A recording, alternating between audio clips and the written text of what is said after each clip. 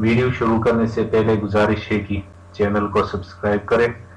اور اس ویڈیو کو دوسروں کے ساتھ شیئر کر کے اس خیر کے کام میں آپ بھی شریک ہوں۔ اللہ سبحانہ و تعالی ہمیں قرآن کو سمجھنے اور اس پر عمل کرنے کی توفیق عطا فرمائے، آمین۔ سورۃ البقرہ کی آیت نمبر 8 سے 15 تک اس کا ترجمہ اور جو ورڈز تھے ان کے میننگز ہم نے پچھلے ویڈیوز میں بتائے تھے۔ اب اس ویڈیو میں ہم ان آیات کی تفسیر جاننے کی کوشش کریں گے۔ اعوذ باللہ من الشیطان الرجیم، بسم اللہ الرحمن الرحیم۔ ومن الناس من يقول آمنا باللہ وبالیوم الآخر وما هم بمؤمنین۔ سورۃ البقرہ کے شروع میں ذالک الکتاب لا ریب فیہ ھدی للمتقین، آگے پھر متقین کی صفت الذین یؤمنون بالغیب ویقیمون الصلاۃ ومما رزقناہم ینفقون، یعنی مومنوں کے اوصاف اور پھر ان کا انجام بیان فرمایا گیا تھا، اولئک علی ھدی من ربہم واولئک ھم المفلحون کے ساتھ، اور اس کے بعد پھر ان لوگوں کا ذکر ہوا مومنین کے بعد جو کھلے عام جو واضح کافر ہیں ان کا ذکر ہوا، اور اب یہاں سے ایک تیسرے گروہ یا ایک تیسرے فریق کا بیان ہو رہا ہے جسے منافق کہا جاتا ہے، اور یہ لوگ ظاہر میں تو اپنے آپ کو مسلمان کہتے تھے مگر دل سے مسلمان نہیں ہوئے تھے۔ تو اب اس تیسرے گروہ کا ان آنے والے آیات میں اس کا بیان ہو رہا ہے، جو اوپر سے تو اپنے آپ کو مسلمان کہتے تھے لیکن دل سے اور اندر سے وہ مسلمان نہیں تھے۔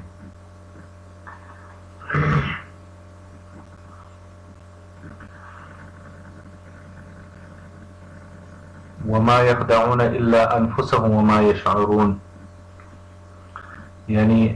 جو اللہ کو دھوکہ اور مومنوں کو دھوکہ دینا چاہتے ہیں، اور وہ اللہ سبحانہ تعالیٰ فرما رہے ہیں کہ وما يخدعون الا انفسهم وما يشعرون، وہ اپنے آپ کو دھوکہ دے رہے اور ان کو اس چیز کا شعور نہیں ہے، وہ اس چیز کو ریالائز نہیں کر سکتے۔ تو ان بظاہر تو وہ اللہ اور رسول اور مسلمانوں کو دھوکہ دینا چاہتے ہیں جو منافقین ہیں، لیکن حقیقت میں یہ ہے کہ وہ خود اپنے آپ کو دھوکہ دے رہے ہیں،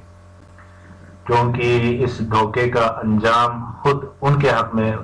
برا ہوگا آگے جا کے، اور وہ سمجھ رہے کہ اپنے آپ کو مسلمان ظاہر کر کے وہ کفر کے دنیاوی انجام سے بچ گئے، دنیا میں ان کو کافر نہیں کہا گیا، یا جو دنیاوی انجام ہے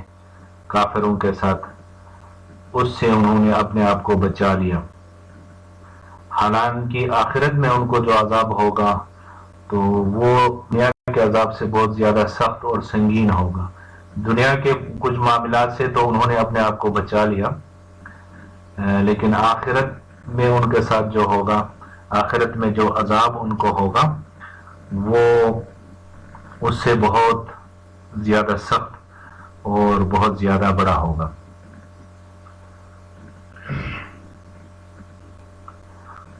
فی قلوبہم مرض فزادہم اللہ مرضا، یعنی ان کی دلوں میں بیماری ہے، ایک روگ ہے، اللہ نے ان کے اس روگ کو بڑھا دیا، ان کی بیماری کو بڑھا دیا۔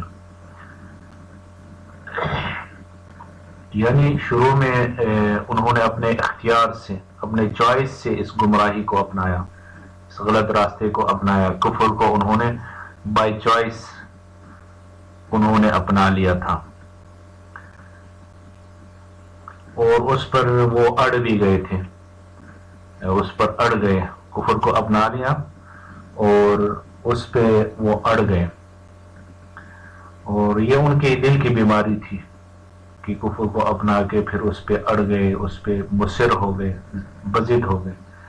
پھر ان کی ضد کے نتیجے میں اللہ تعالیٰ نے ان کی بیماری کو اور بڑھا دیا کہ اب انہیں واقعی میں ایمان لانے کی توفیق نصیب نہیں ہوگی، کیونکہ اصل میں ان کے اپنے چوائس تھی، وہ خود اس چیز پہ بضد ہو کے کفر پہ وہ قائم رہے، اس پہ ڈٹے رہے، تو اللہ نے بھی ان کو ان کے حال پہ چھوڑ دیا، گویا کہ ان کی مرض اس سے، یا ان کا جو روگ تھا اس سے بڑھ گیا، اس کا جو مرض تھا کفر کا۔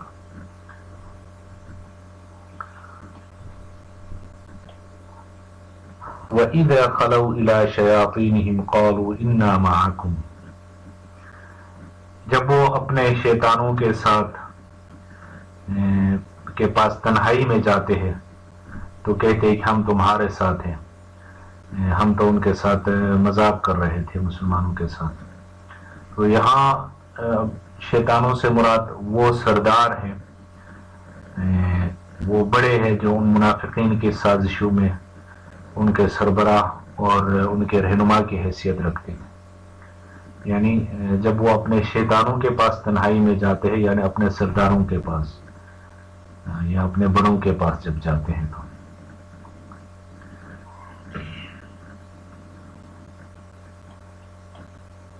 اللہ یستہزئ بہم ویمدہم فی طغیانہم یعمہون،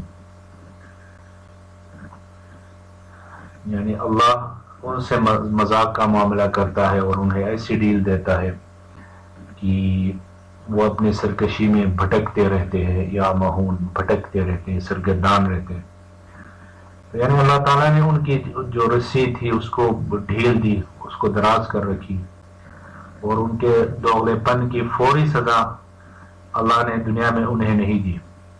جس سے وہ سمجھ رہے کہ ہماری جو تدبیر ہے، ہماری جو سازش ہے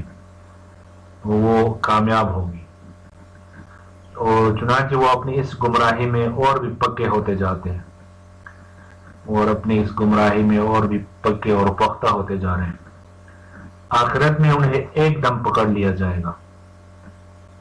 جب آخرت کا معاملہ ہوگا تو اس وقت ان کو ایک دم ان کی پکڑ ہوگی۔ تو چونکہ اللہ تعالیٰ کا یہ عمل ان کے مذاق کا نتیجہ تھا، وہ مسلمانوں سے اللہ سے مذاق کر رہے تھے، تو اللہ نے ان کو ڈیل دی ان کے اس مذاق کے نتیجے میں، اسی وجہ سے یہاں پہ اللہ یستہزئ بہم کے عنوان سے تعبیر کیا گیا، یعنی اللہ ان کو ان کے حال پہ اس معاملے پہ چھوڑ رہے تھے، تو اور یہ ان کے مذاق کا استہزاء کا نتیجہ تھا کہ اللہ نے دنیا میں ان کو ڈھیل دی، آخرت میں فوراً پکڑ لیں گے۔ تو اسی کو اللہ یستہزئ بہم ویمدہم فی طغیانہم یعمہون، اس سے اللہ سبحانہ و تعالیٰ نے تعبیر کیا۔